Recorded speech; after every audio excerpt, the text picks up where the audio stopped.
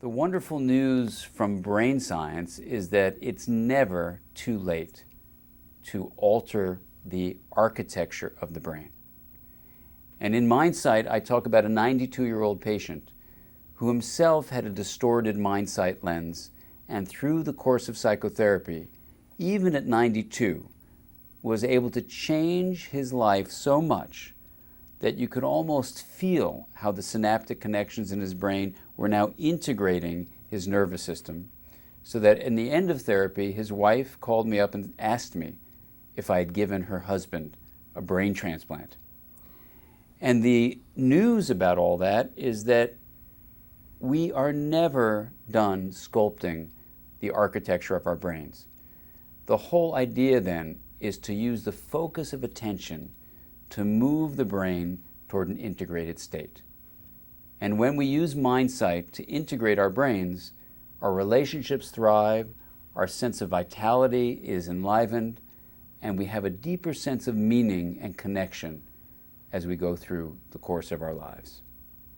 One of the things that many people don't realize is that the way human beings have changed over the last 40,000 years has been influenced a lot by what's called cultural evolution. And certainly in the last 10,000 years, the major force on the change of how we've become as adults is through our cultural environment, through the communication patterns that are set up in our relationships with each other, but also in the symbols we have within our societies.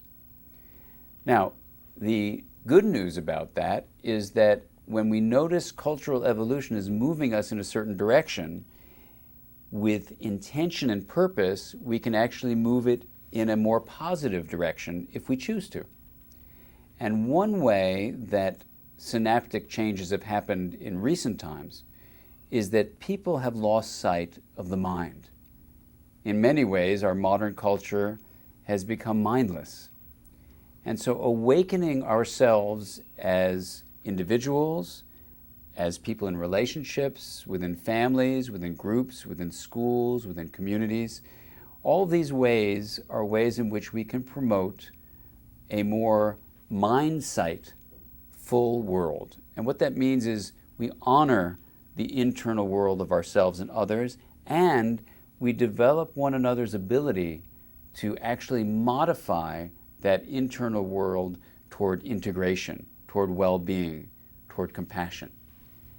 And so human evolution does not have to be a passive process.